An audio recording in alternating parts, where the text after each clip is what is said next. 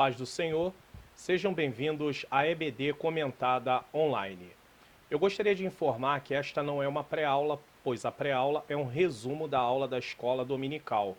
Esta é uma aula completa como é ministrada na igreja, porém online. Ela tem 3 objetivos específicos. Primeiro, contribuir para que professores possam montar as suas aulas. Segundo, permitir que aqueles alunos que não podem estar por algum motivo na escola bíblica dominical, uma hora ou outra, possam também aprender o que está sendo ministrado na lição. E em terceiro lugar, a evangelização daqueles que ainda não aceitaram Jesus como seu único e suficiente Salvador.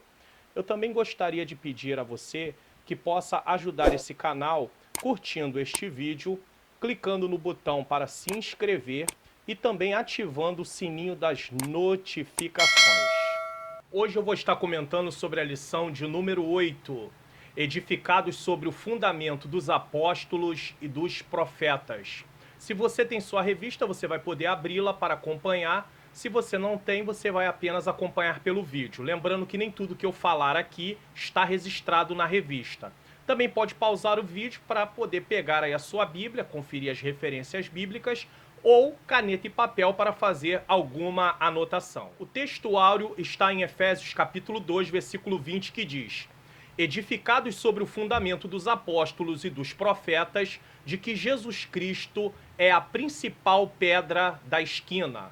Verdade prática. Jesus Cristo é a pedra basilar da igreja. O que é isso? Serve como base essencial, que está edificada por meio dos ensinamentos dos apóstolos e do testemunho dos profetas.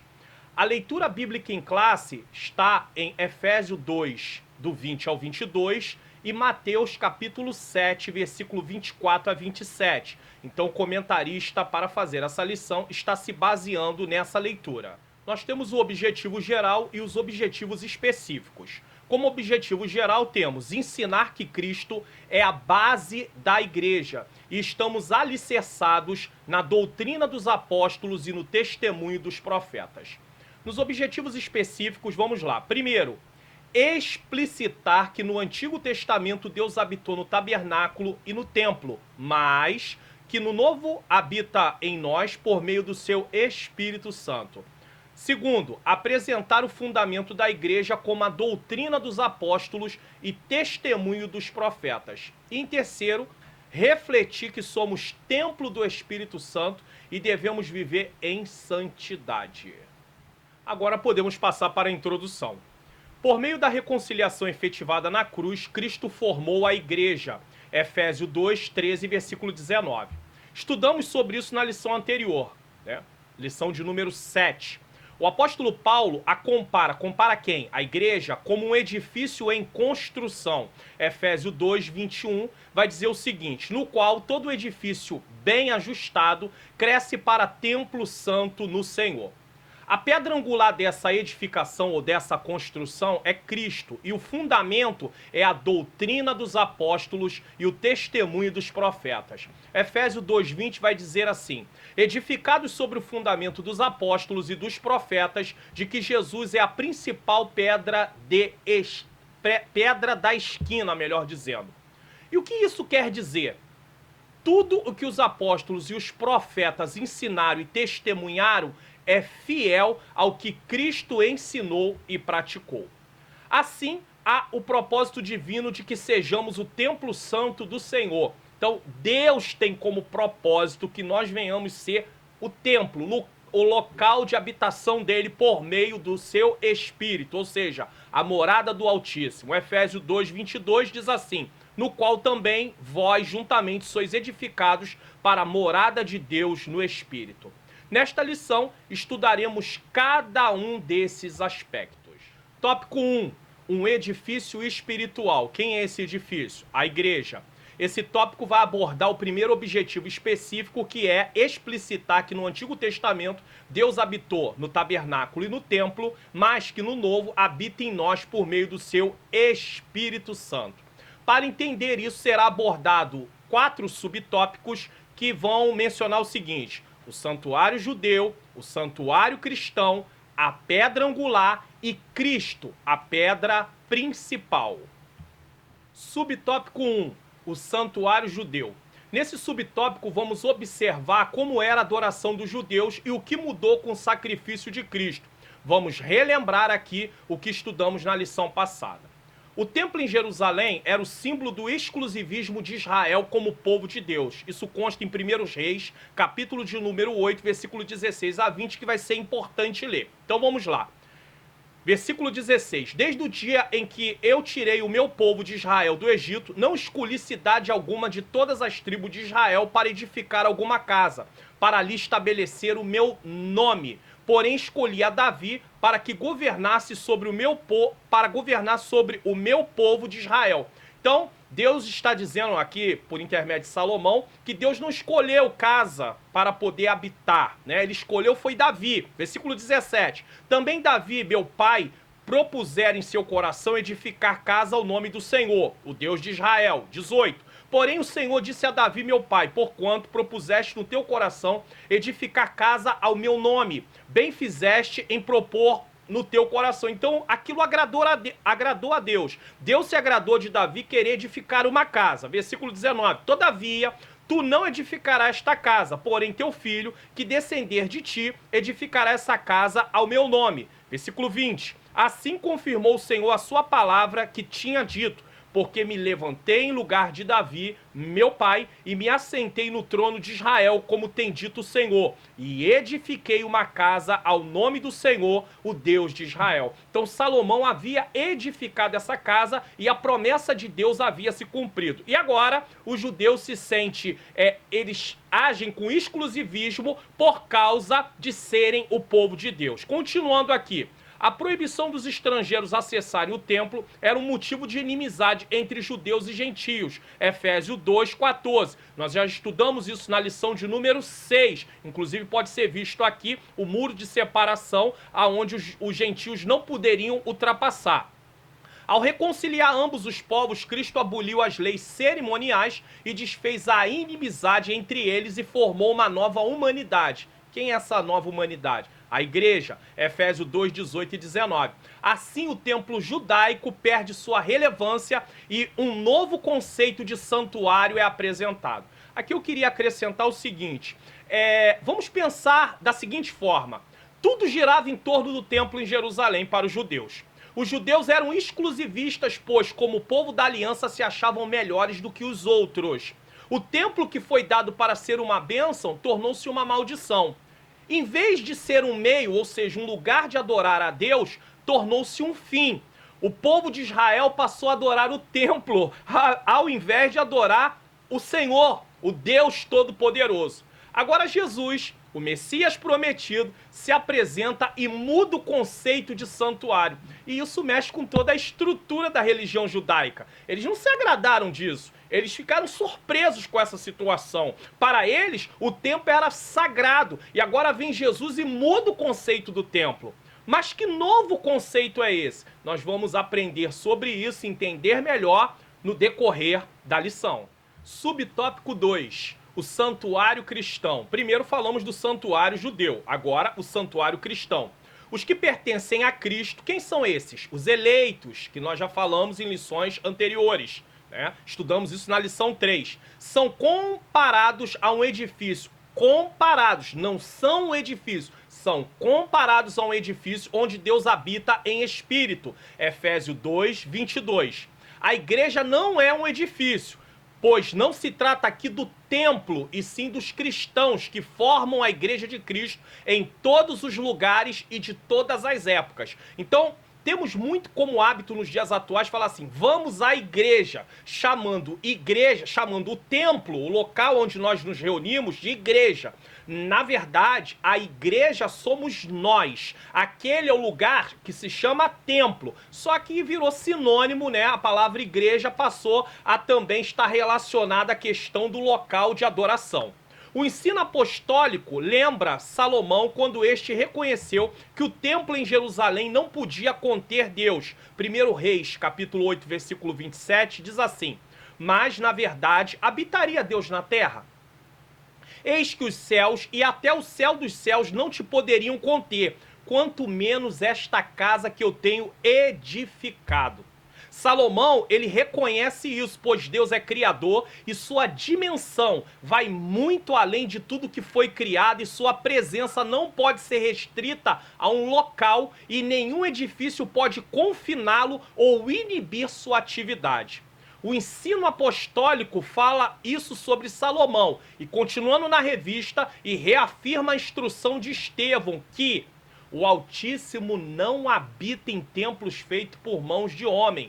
Atos 7:48 e Atos 17:24, eles confirmam isso. Então vamos ler. Atos 7:48 diz: mas o Altíssimo não habita em templos feitos por mãos de homem, como diz o profeta. Que profeta? Estevão aqui está mencionando o profeta Isaías, no capítulo de número 66, versículo de número 1. Atos 17:24 diz assim: o Deus que fez o mundo e tudo que nele há, sendo Senhor do céu e da terra, não habita em templos feitos por mãos de homens. Ou seja, ele não habita na construção. Observando tudo que foi dito, podemos afirmar que os judeus se enganaram acerca de Deus, tá? Estou aqui complementando o que já está escrito na revista, pensando que ele pudesse ser confinado em um templo, e não perceberam que nem o céu dos céus podem contê-lo. É importante destacar, antes de prosseguirmos, que os templos de hoje, preste atenção nisso, que a igreja se reúne é um lugar separado para adorarmos a Deus juntos, aprendermos a sua palavra, sermos edificados, praticarmos comunhão. Porém, a presença de Deus não está no templo construção, e sim em nós, as pessoas. Às vezes as pessoas dizem assim, mas quando eu chego naquele lugar eu sinto algo agradável, porque é um lugar separado, mas a presença de Deus está em nós, não no templo em si. Tá? Desse modo, os crentes judeus ou gentios tornaram-se o templo onde o Espírito Santo de Deus habita. 1 Coríntios 3,16 diz assim: não sabeis vós que sois o templo de Deus e que o Espírito de Deus habita em vós? É uma pergunta. Em que eles são pedras vivas e um edifício espiritual. 1 Pedro 2,5. Eu poderia ler a partir do versículo 4 de 1 Pedro, que vai dizer assim: e chegando-vos para ele, quem? Ele quem? Cristo, a pedra viva. Cristo é a pedra viva, reprovada na verdade pelos homens, mas para com Deus eleita e preciosa. Depois de dizer isso, Pedro chama os cristãos de pedras vivas em um edifício espiritual. Somos pedras vivas porque recebemos vida da pedra viva que se chama o quê? Cristo. Estávamos mortos em ofensas e pecados. Éramos um cadáver. Lembra disso? Efésios 2:1 diz assim: e vos vivificou estando vós mortos em ofensas e pecados. Como eu dizia, éramos um cadáver ambulante espiritualmente falando.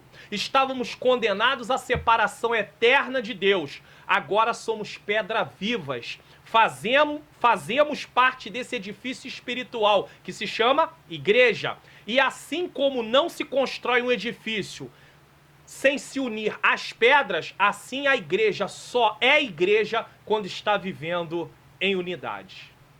Subtópico 3, a pedra angular. Esse tópico ele vai responder a seguinte pergunta: o que é uma pedra angular?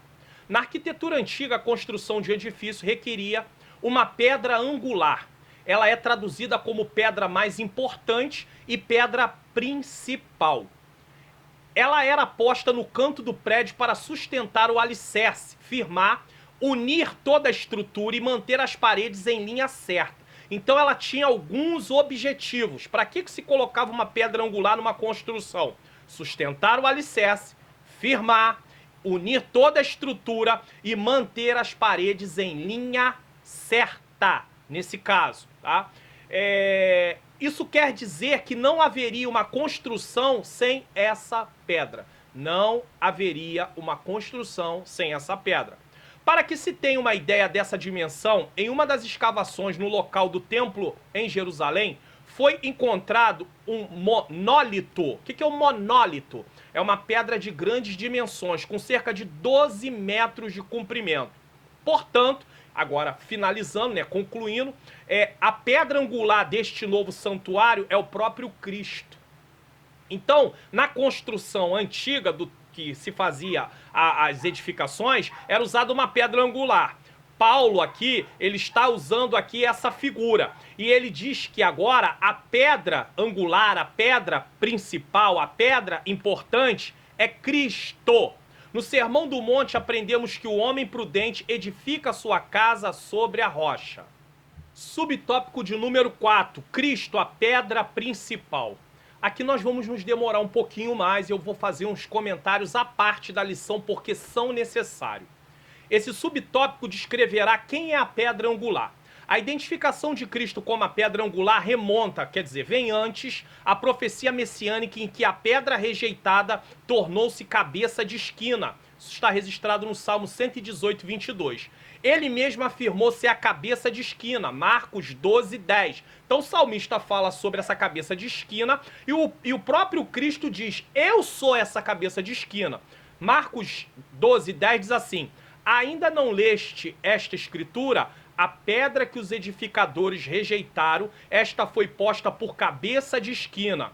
Jesus afirmou assim como também os apóstolos testificaram ser Cristo, a pedra principal. Atos 4:11, 1 Pedro 2:7. Portanto, a pedra angular deste novo santuário é o próprio Cristo, a pedra principal. Sem uma pedra principal não tinha construção. Cristo é a pedra principal. No Sermão do Monte aprendemos que o homem prudente edifica sua casa sobre a rocha, que é Cristo Jesus. Mateus 7, 24. O comentarista ele termina citando Mateus 7, 24 e nós sabemos que a leitura bíblica em classe aborda Mateus capítulo 7, versículo 24 a 27.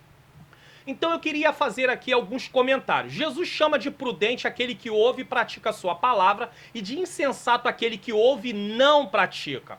Para praticar a palavra é preciso ter fé em Jesus. Uma vez que cremos, passamos a amá-lo pelo que ele fez por nós. Éramos condenados, estávamos perdidos, sem salvação, sem solução para o nosso problema. Viveríamos eternamente longe de Deus. E por causa desse amor que passamos a ter, vamos passar a obedecê-lo, porque uma vez que eu creio, isso vai seguir a minha obediência. A verdadeira fé, ela é refletida em obediência. E essa obediência vem por causa do quê? Por causa do amor. Aí uma vez que o amor, ele é uma consequência, quem obedece precisa amar, no caso, se eu amo, a obediência é uma consequência desse amor. Algumas vezes Jesus fez algumas citações. Eu quero fazer aqui uma citação de João, capítulo 14. Você pode abrir sua Bíblia ou acompanhar diretamente aqui pelo vídeo. Capítulo 14, versículo 15, o versículo 21, 23 e 24 diz assim: se me amardes, inclusive eu citei alguma parte desse texto na lição passada. Se me amardes, guardarei os meus mandamentos. Versículo 15. Versículo 21. Aquele que tem os meus mandamentos e os guarda, este é o que me ama. E aquele que me ama será amado de meu Pai, e eu o amarei e me manifestarei a ele. Versículo 23. Jesus respondeu e disse: se alguém me ama, guardará a minha palavra. Quer dizer, se ama Cristo, ele precisa guardar a sua palavra. E o meu Pai o amará e viremos para ele e faremos nele o quê? Morada. O Espírito Santo passa a habitar. Versículo 24. Quem não me ama, não guarda as minhas palavras. Então tem gente que diz assim, eu amo a Deus, mas não obedece, não pratica aquilo que o Senhor Jesus ensinou. Então não tem amor nesse caso, não tem relacionamento com Deus nesse caso, porque para ter relacionamento com Deus é preciso haver obediência, e a obediência nada mais é do que a prática daquilo que Jesus ensinou. Então, quem não me ama não guarda as minhas palavras. Ora, a palavra que ouviste não é minha, mas do Pai que me enviou. Aí, indo agora para o capítulo 7, que está dentro da leitura bíblica em classe, nós vamos entender o seguinte: o capítulo 7, Jesus fala de forma figurada sobre duas portas, a porta estreita e a porta larga. Jesus fala de dois caminhos, o caminho espaçoso e o caminho apertado. Jesus fala de duas árvores, a árvore que produz bons frutos e a árvore que produz maus frutos. Jesus fala de dois construtores, o prudente e o insensato. E Jesus fala de duas casas, a casa edificada sobre a rocha e a casa edificada sobre a areia. Precisamos entender algo aqui. As casas apontam para as consequências finais de nossas escolhas. Eu ouço e pratico, ou eu ouço e não pratico. Quando eu ouço e pratico, eu estou obedecendo e por isso eu amo a Deus. Quando eu ouço e não pratico, eu estou desobedecendo e por isso eu não amo a Deus e não tenho comunhão com Ele. Que porta escolhemos para entrar? Que caminho estamos trilhando? Que tipo de fruto estamos produzindo? Que tipo de construtores nós somos? E que tipo de solo está edificada a nossa casa? Sobre Cristo e seus ensinos ou sobre os nossos prazeres? Então vamos lá. Mateus 7, versículo 24 e 25 vai dizer o seguinte: ouvir e praticar é prova de uma fé verdadeira. Então vamos lá. Todo aquele, pois, que escuta estas minhas palavras e as pratica, assemelhá-lo-ei, vou compará-lo, é uma comparação aqui. Jesus está usando uma linguagem figurada e está dizendo que aquele que ouve e pratica, ele é comparado ao homem prudente. E o que significa ser um homem prudente? Inteligente, sábio, atento aos próprios interesses, ou seja, Jesus tem salvação para me dar, Ele me livra Ele me livra da culpa do pecado, então eu estou interessado em receber essa salvação. Isso é um homem prudente. Então um homem prudente que edificou a sua casa sobre o quê? Sobre a rocha. Versículo 25, e desceu a chuva, correram os rios, assopraram os ventos, combateram aquela casa e não caiu, porque estava edificada sobre a rocha. Por que a casa não cai? Porque está edificada sobre a rocha. Precisamos lembrar que toda a parábola ela é contada para poder tirarmos uma lição. Então nós não interpretamos ponto a ponto da parábola. Nós olhamos a parábola como um todo, a história como um todo, e vemos qual é a lição que é tirada. Jesus está dizendo que aquele que ouve e pratica é como um homem que edificou a sua casa sobre a rocha. Veio a tempestade, veio o mau tempo, aconteceram várias coisas, mas a casa não caiu porque estava edificada sobre o quê? A rocha. O homem prudente é aquele que edifica a sua casa, sua vida sobre a rocha. Rocha nesse texto fala de ouvir e praticar a palavra que Jesus ensinou, a palavra que Jesus deu para eles aprenderem. Então a rocha é Cristo, e Cristo trouxe a sua doutrina. Então nós temos que ouvir a doutrina e praticar a doutrina de Cristo. Esse homem entrou pela porta estreita, trilhou pelo caminho apertado, porque todo o capítulo 7 está interligado. Então ele entra pela porta estreita, ele trilha pelo caminho apertado, ele produz bons frutos, ele não precisa temer a adversidade e o julgamento. Nem a adversidade, nem o julgamento esse homem teme. Por quê? Por suas atitudes apontam para a sua fé em Cristo. E a vida eterna oferecida por Ele é uma vida salva, produzindo boas obras. Ele não é salvo pelo que ele faz, mas a salvação traz como consequência as boas obras, as boas obras, melhor dizendo. Ele ouve e ele pratica, ele pede força a Deus para poder, Deus, através do seu poder, dar a ele graça para que ele possa realizar boas obras. Agora tem o outro lado. Ouvir e não praticar é sinal de quê? Insensatez e desobediência. Não está desobedecendo o pastor, não está desobedecendo a liderança do departamento, não está desobedecendo o pai, a mãe, está desobedecendo a Deus. É insensatez e desobediência. Mateus 7, 26 e 27 diz: e aquele que ouve estas minhas palavras e não cumpre. Jesus havia ensinado todo o sermão da montanha desde o capítulo 5, terminando no capítulo 7. Ele encerra com essas palavras: aquele que ouve e pratica é como o homem que edificou sua casa sobre a rocha. O que ouve e não pratica, olha o que ele está dizendo. Ele ouve e as não cumpre. Compará-lo-ei ao homem insensato. O que é um homem insensato? Um tolo, um incrédulo, ou seja, não crê e por isso não ama e nem obedece. Que edificou a sua casa sobre a areia, versículo 27. Desceu a chuva, correram os rios, assopraram os ventos, combateram aquela casa. E o que aconteceu com ela? A mesma coisa que veio sobre a casa do prudente, veio sobre a casa do insensato. Porém, a diferença é, caiu, não caiu. Aqui caiu, e foi grande a sua queda. O homem insensato teve contato com a mesma palavra, porém não deu crédito a ela e preferiu viver segundo as suas escolhas. Entrou pela porta larga, caminhou pelo caminho espaçoso, produziu maus frutos e diante das adversidades do julgamento, a sua casa caiu.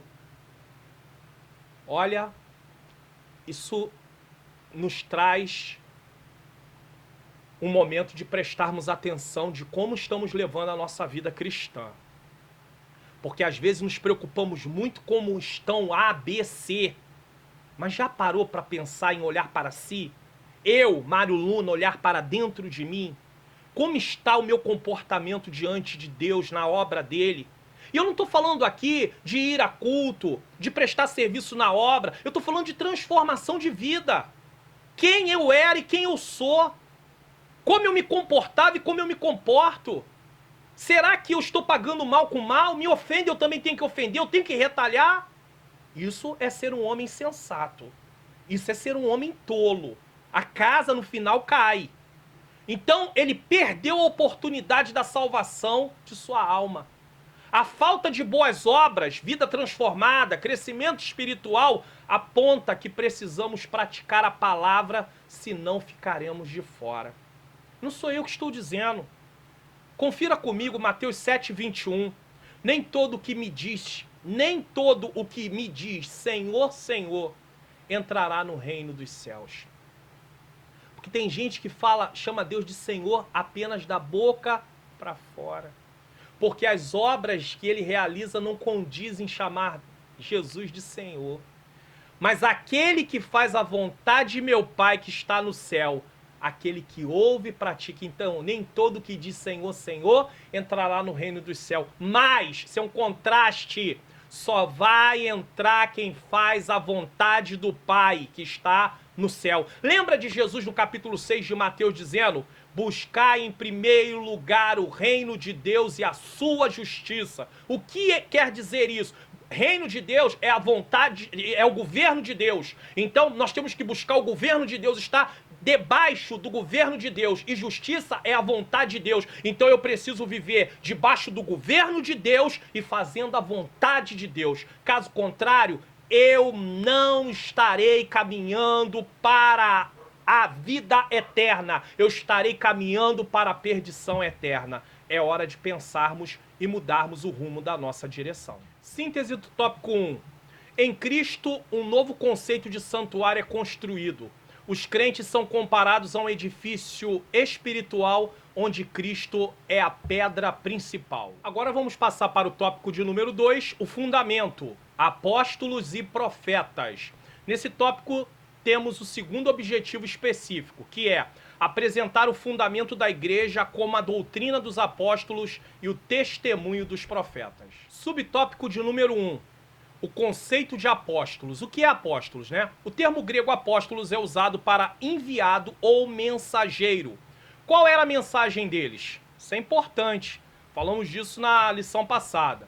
O apóstolo é centrado na natureza da missão de Cristo, que foi enviado para ser salvador do mundo. Hebreus 3:1, 1 João 4:14 vai dizer assim: e vimos e testificamos que o Pai enviou seu Filho para salvador do mundo. Então a mensagem dos apóstolos era salvação, arrependimento, santificação. Nos evangelhos Mateus, Marcos e Lucas usam o termo quando se refere aos 12 escolhidos por Jesus. Tá? Eles foram testemunhas oculares do ministério. Então eles eram apóstolos, mas eram testemunhas oculares, tá, do ministério, morte e ressurreição do nosso Senhor. Atos 1, 21 e 22. Assim Paulo também foi chamado pelo próprio Senhor para ser apóstolo. 1 Coríntios capítulo 15, versículo 8 e 9 e Romanos 1, 1. Aos apóstolos foi confiado o ministério da palavra, com o compromisso de instruírem a igreja. Atos 6, do 2 ao 4. Nesse aspecto, tá, preste atenção aqui, ó. Nesse aspecto, os apóstolos são aqueles que foram comissionados por Cristo para a igreja primitiva e a mensagem de Cristo, o fundamento. Então, eles são chamados por Cristo eram testemunhas oculares do ministério, morte e ressurreição de nosso Senhor. Subtópico de número 2, a doutrina dos apóstolos. Embora não se possa desassociar das pessoas o ofício que ocupam, o que constitui o fundamento da igreja não são os apóstolos em si, mas a doutrina que eles ensinavam, ou seja, as escrituras. Então, o fundamento, escrituras. Atos 2:42 e 2 Timóteo 3:16. Vamos precisar ler, não tem jeito, tá? Atos 2:42. E perseveravam na doutrina dos apóstolos, e na comunhão, e no partir do pão, e nas orações. Mas que doutrina era essa que os apóstolos ensinavam? O que os apóstolos ensinavam? Aí, Mateus 28, versículo 20, a parte A, vai nos dar a resposta, tá? Diz assim: ensinando-as a guardar, ou seja, obedecer, porque ensinar a guardar aqui, guardar aqui, não é colocar de lado lá no canto, guardar aqui é obedecer, é praticar. Então Jesus está dando uma ordem, ensinando-as a guardar todas as coisas que eu vos tenho mandado. A palavra mandado aqui mostra que é uma ordem que Jesus está dando. Jesus está dando uma ordem para os apóstolos ensinarem outros discípulos a obedecerem os ensinamentos que ele deu. É um erro pensarmos que o discipulado se resume à classe de novos convertidos. Isso é um erro terrível.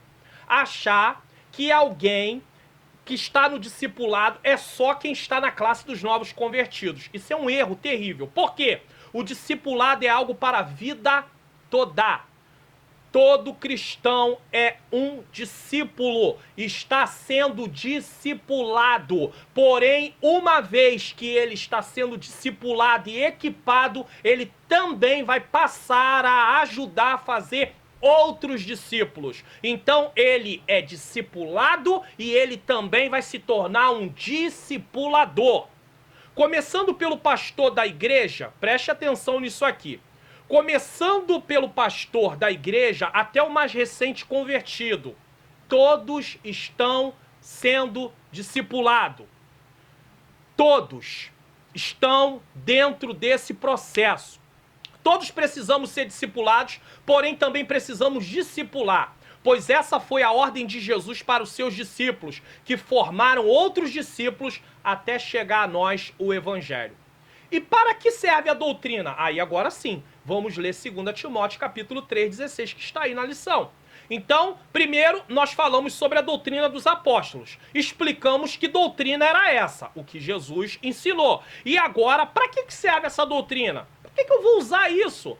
Não, deixa essa doutrina para lá, isso não serve. Serve. Olha para que serve a doutrina de Cristo, o ensinamento de Cristo, a palavra do Senhor. Olha para que serve. 2 Timóteo 3:16 nos responde isso, que diz: toda a escritura é inspirada por Deus. Então ela não veio por meio de homens, ela é inspirada por Deus, tá?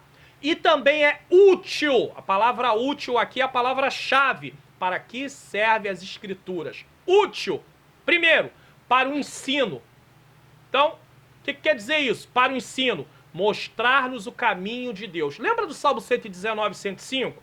Lâmpada para os meus pés é a tua palavra e luz para o meu caminho. A palavra de Deus nos ensina o caminho de Deus. Segundo, é útil para quê? Para a repreensão. O que isso significa? Chama a nossa atenção quando deixamos de atentar para o que ela nos ensinou. Nós um dia aprendemos e daqui a pouco estamos fazendo ao contrário daquilo que aprendemos. Então a palavra de Deus é útil para a nossa repreensão. Terceiro, para a correção. O que significa?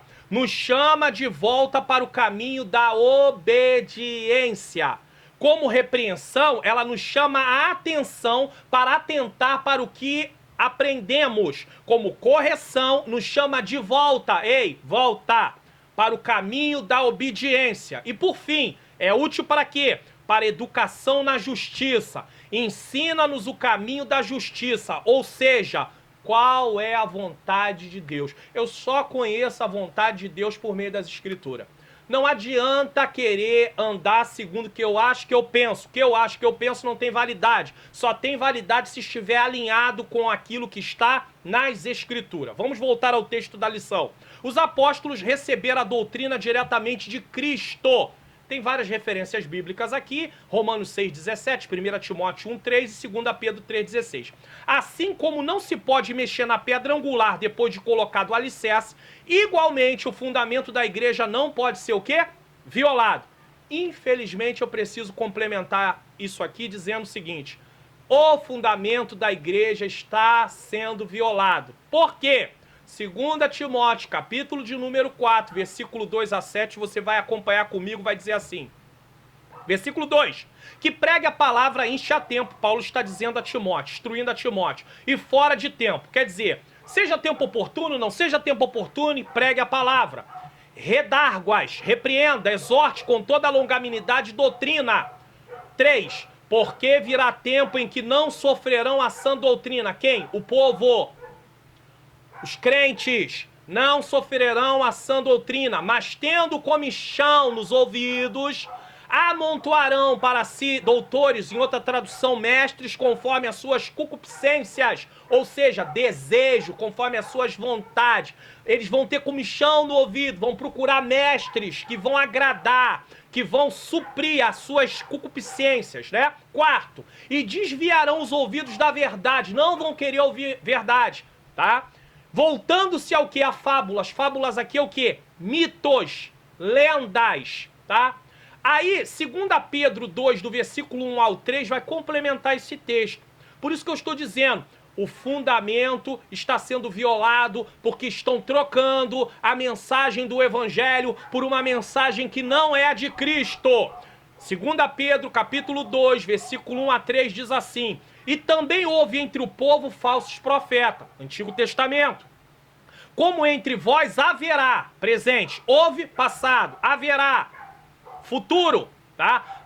Entre vós haverá também falsos doutores, falsos ensinadores, falsos pregadores, que introduzirão encobertamente heresias de perdição, e negarão o Senhor que os resgatou. Porque quando eu prego uma mensagem que não é a mensagem de Cristo, eu estou negando a Cristo. Eu estou falando algo que ele não me autorizou falar, tá? Trazendo sobre si mesmo repentina perdição.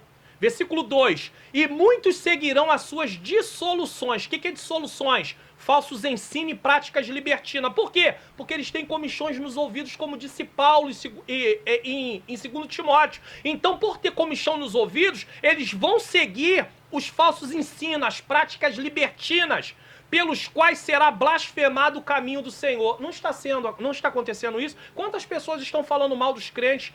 Quantas pessoas estão falando mal do Evangelho por causa do quê? Desses falsos ensinos, desses falsos testemunhos. Versículo 3. E por avareza. O que é avareza? Cobiça, ambição por dinheiro, farão de vós negócio com palavras fingidas. O que é isso? Histórias que inventaram. Eles dão significados ao texto da Bíblia que eles não têm, para enganar e arrancar dinheiro das pessoas. Eu me lembro em conversa com um evangelista amigo, que ele disse que depois de uma pregação, perguntou para o pregador aonde ele leu aquilo. Ele disse assim: eu inventei. Eles gostam. Essa é a realidade. E o que estamos fazendo? Pedro denuncia, chama de falsos ensinadores, falsos mestres. Paulo fala sobre a mesma coisa e nós não temos coragem de denunciar, de falar, de rejeitar esses ensinamentos, tá? Aí continua, sobre os quais já de largo tempo não será tardia a sua sentença. A sentença para quem está pregando e ensinando coisas que a palavra de Deus não está dizendo. Há muito tempo a sua condenação paira sobre eles, ó, tá ali, ó, pairando, esperando o momento, e a sua perdição não dormita. O que isso significa? A sua destruição não tarda. Vamos voltar agora ao texto da revista. Acerca disso o Senhor Jesus asseverou: as minhas palavras não hão de passar. Lucas 21, 33. A Bíblia de Estudo Pentecostal ratifica que a revelação dos apóstolos, conforme temos no Novo Testamento, nunca poderá ser substituída ou anulada por revelação, testemunho ou profecia posterior. É justamente aqui que se esbarram muitos que hoje se intitulam apóstolos, pois se veem como autoridade igual aos 12 apóstolos e Paulo. Com isso, acham que suas palavras têm o mesmo valor que as escrituras, pois são inspiradas. Nada que venhamos dizer a parte das escrituras é inspirado e tem autoridade de reger o povo de Deus como as escrituras. Subtópico de número 3, o testemunho dos profetas. A palavra grega profetes significa proclamador e intérprete da revelação divina. A ordem da frase em Efésios 2:20, primeiro vem apóstolos e depois vem profetas, indica tratar-se dos profetas da igreja. Porque se fosse os profetas do Antigo Testamento, Paulo teria colocado profetas e apóstolos. Mas Paulo coloca apóstolos e profetas, tá? E não o dos Antigo Testamento, né? E não os do Antigo Testamento. Ele não está falando desses profetas. Eu posso acrescentar o seguinte, um exemplo de profeta do Novo Testamento é Ágabo. Atos 11:28 vai dizer assim, 27 e 28.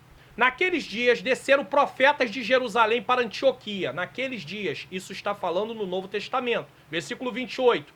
E levantando-se um deles, por nome de Ágabo, dava a entender pelo Espírito que haveria uma grande fome em todo o mundo. E isso aconteceu no tempo de Cláudio César. Então Lucas, que está redigindo o livro de Atos, ele faz questão de colocar que esse profeta falou sobre uma grande fome e essa grande fome aconteceu. O profeta falou e aconteceu. É bom lembrar aqui que o ministério de profeta no Novo Testamento nada tem a ver com o dom espiritual de profecia. Voltando à lição. Mais adiante, Paulo assegura que a compreensão do ministério que no passado estivera oculto, de que os gentios tinham igual posição no corpo de Cristo e eram participantes da promessa, foi revelado pelo Espírito aos profetas do Novo Testamento. Está em Efésios capítulo 3, versículo 4 a 6. Assim, os profetas neotestamentários, que falaram inspirados pelo Espírito Santo, segundo Pedro 1:21, prefazem, quer dizer, estão ali juntos, o alicerce da igreja de Cristo.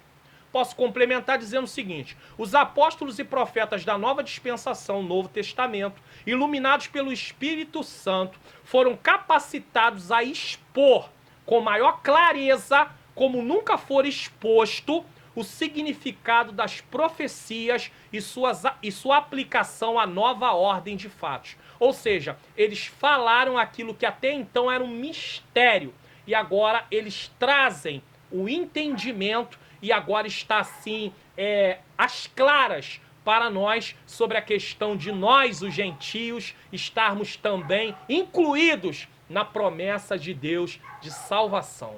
Graças a Deus, glórias ao nome do Senhor. Síntese do tópico 2. A igreja está edificada sobre a pedra angular que é o próprio Cristo.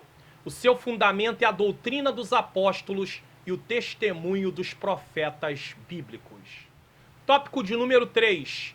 Edificados para a morada de Deus. Nós fomos edificados para ser moradas de Deus. Aqui estamos no terceiro objetivo específico, que é refletir que somos templo do Espírito Santo e devemos viver em santidade. Subtópico de número 1. Edifício bem ajustado. A expressão todo edifício bem ajustado cresce. Indica um processo contínuo de desenvolvimento dos crentes. Contínuo. Efésios 2:21. Aqui está exposto, então, a santificação progressiva, que é um processo para toda a vida cristã. Assim como todas as partes do edifício precisam estar harmônicas, Colossenses 2:2, 1 Coríntios 1:10, o crescimento da igreja também depende de tudo ser bem ajustado ao quê? A Cristo. Romanos 14:15 e 16, 2 Coríntios 13:11. Nessa caminhada, o salvo comporta-se como filho obediente e passa a evidenciar o fruto do Espírito. 1 Pedro 1:14, Gálatas 5:22. Por falta de tempo, eu não tenho como aqui discorrer sobre Gálatas 2:22, pois esse texto é riquíssimo, tá? O desenvolvimento prossegue até alcançar a medida completa de Cristo, Efésios 4:13. Pois todo crente bem ajustado torna-se templo santo do Senhor, Efésios 2:21. Como já vimos, o crente tornou-se templo santo do Senhor. Isso indica que Deus habita em nós por meio do seu Espírito Santo. Eu quero acrescentar aqui um comentário sobre Efésios capítulo 4, versículo 11 a 13. Ele fala do 13, mas eu quero falar a partir do 11.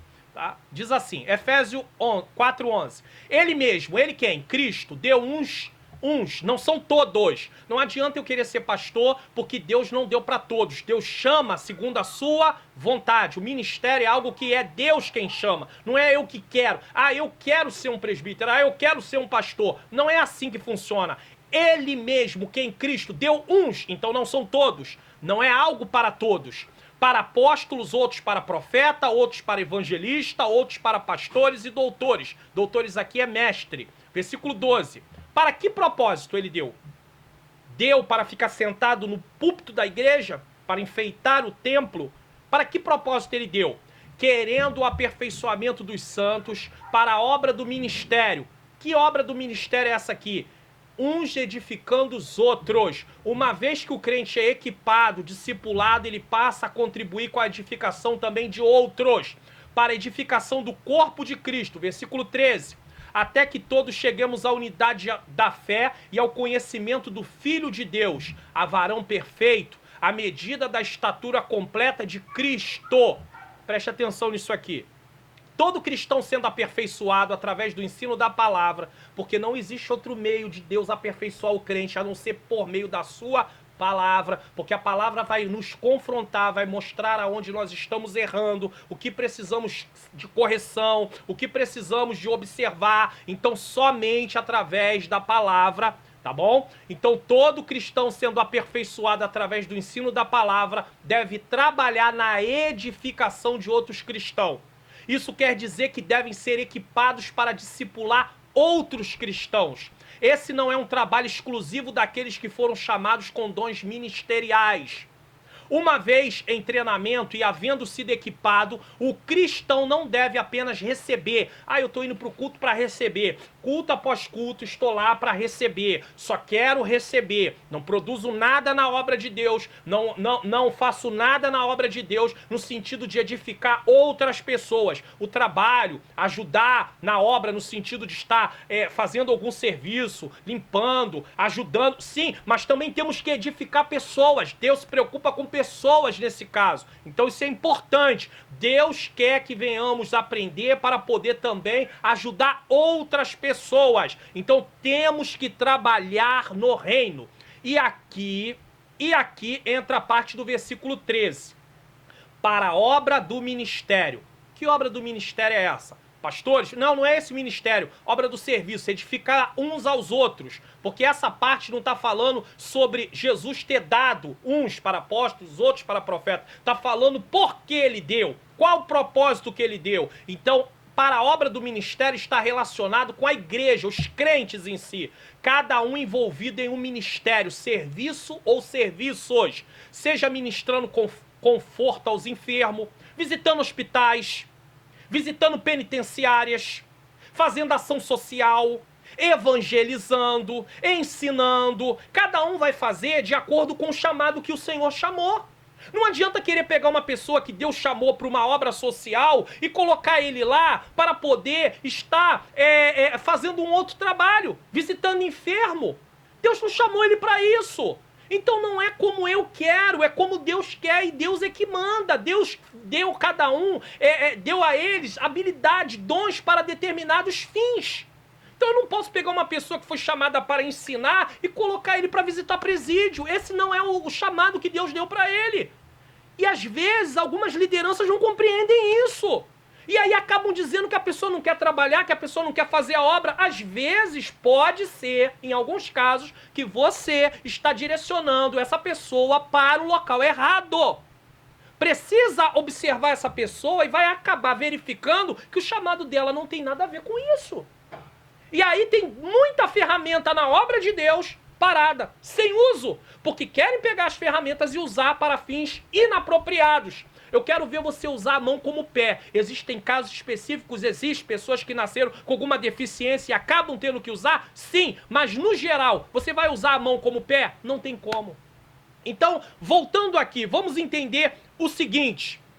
É preciso dizer que pastores auxiliares, presbíteros, evangelistas também precisam ser designados para serviços específicos, ao invés de ficarem sentados em púlpitos sem ocupações direcionadas. Às vezes se fala que na obra faltam obreiros. Existem casos que não faltam obreiros, mas falta designar esses obreiros para determinada tarefa. Quantas coisas na obra tem para fazer? Quantos departamentos precisam de auxílio? Quantas igrejas não tem sequer um departamento de família, aonde é designado pastores com suas determinadas esposas para poder ajudar, cuidar? Quantos casais estão precisando de aconselhamento? Isso é um dos casos, mas pode ser designado para o departamento de ação social, pode ser designado para o departamento de mocidade, enfim, homens maduros, homens experimentados. E a obra de Deus está sofrendo, porque esses homens estão em cima de púlpitos sem atividade nenhuma. E aí diz que os obreiros não querem fazer nada. Existem casos de obreiros que não querem fazer nada mesmo, é verdade. Mas existem casos de obreiros que querem trabalhar. Agora, ele só não vai fazer um bom trabalho se botarem ele onde Deus não chamou ele. Ah, mas o obreiro tem que estar preparado para toda boa obra. Vai ler o contexto desse texto. Pare de pegar texto isolado e dar a interpretação que você acha que tem que ser dada. Então isso é importante salientar aqui. A verdade de Deus precisa ser dita.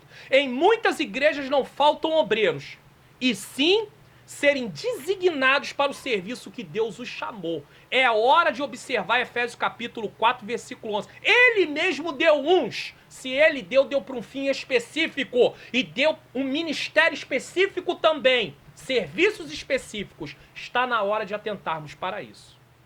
Vamos prosseguir? Subtópico de número 2.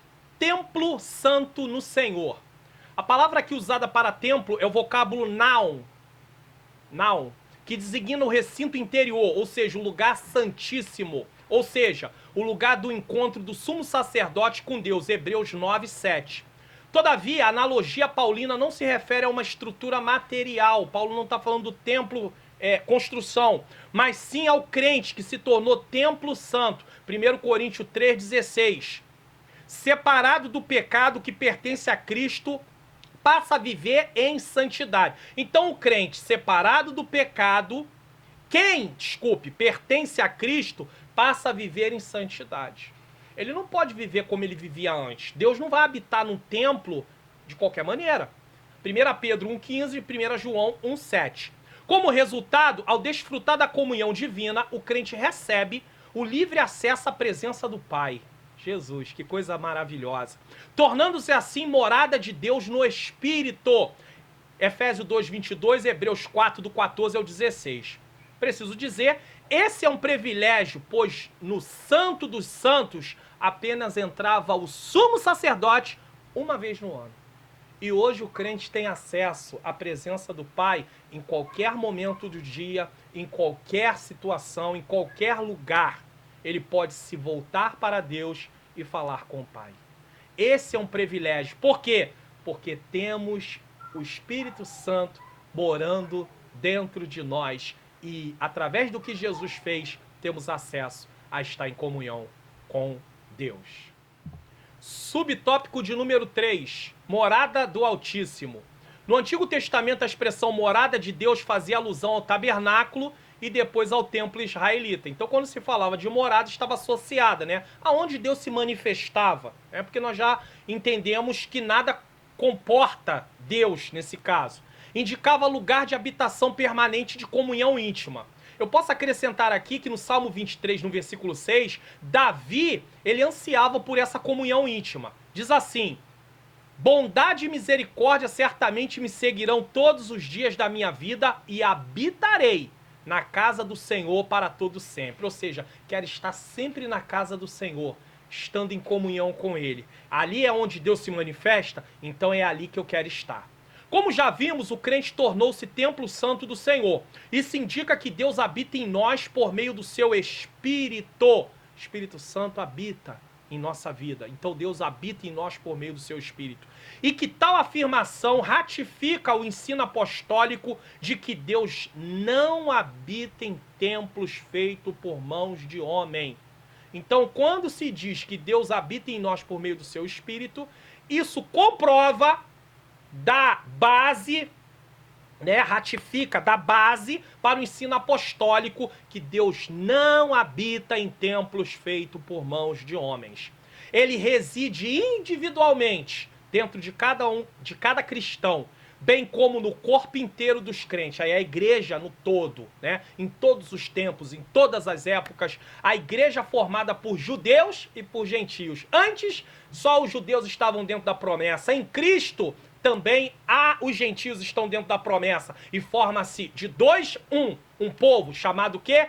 Igreja. João 14, 23 e 1 Coríntios 3, 16.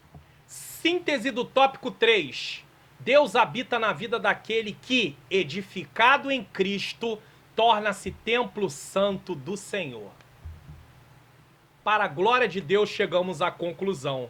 E eu quero começar fazendo uma pergunta. O nosso processo de aperfeiçoamento depende de ouvir e praticar a palavra de Deus. Estamos pedindo a Deus força em oração para colocarmos em prática o que estamos aprendendo? Ou estamos ouvindo e desconsiderando os ensinos da palavra de Deus? Tudo vai se basear em ouvir e praticar, ouvir e não praticar. A comparação da igreja como edifício em construção indica que estamos em processo de aperfeiçoamento até que todos cheguemos à unidade da fé. Esse aperfeiçoamento só acontece se eu ouço e pratico. Efésios 4, 12 e 13. A pedra angular, que é o próprio Cristo, não pode ser substituída. Tudo é feito em Cristo e por meio de Cristo. Não há outro nome. Não adianta buscar outra pessoa, outro nome, outro meio. É Cristo. Ele tem que estar no centro. A doutrina dos apóstolos e o testemunho dos profetas não podem ser revogados. Essa doutrina é a doutrina que Cristo ensinou e os apóstolos propagam e devemos continuar propagando. Que o Senhor Jesus continue nos abençoando e até a próxima aula. E você, já recebeu Jesus como seu único e suficiente Salvador? Se ainda não, Jesus quer ter comunhão contigo. Deus quer te receber como filho. Mas para isso, você precisa tomar uma decisão. Ele quer mudar a sua vida. Ele quer trazer você da morte para a vida. Ou seja, morto em ofensas e pecados e vivo para Ele, para poder realizar boas obras. Se você quer tomar essa decisão hoje, faça essa pequena oração comigo. Diga assim: Senhor Jesus, eu entrego minha vida a Ti como único e suficiente Salvador. Eu te peço que perdoe os meus pecados, transforme a minha vida e me dê força para prosseguir até o fim. Amém. Agora você pode dizer: mas o que eu faço? Procure uma igreja evangélica mais próxima da sua casa, peça para falar com o pastor, diga para ele que você tomou a decisão de aceitar Jesus por meio de uma aula da Escola Bíblica Dominical online, e ele lhe dirá o que você deve fazer. Que o Senhor Jesus te abençoe e te dê força nessa nova caminhada, porque agora você é uma nova vida em Cristo Jesus. Que Deus te abençoe. Se você gostou deste vídeo, não deixe de curti-lo e também compartilhar para que outras pessoas sejam edificadas. Se ainda não se inscreveu no nosso canal, é hora de se inscrever agora e também ativar o sininho das notificações.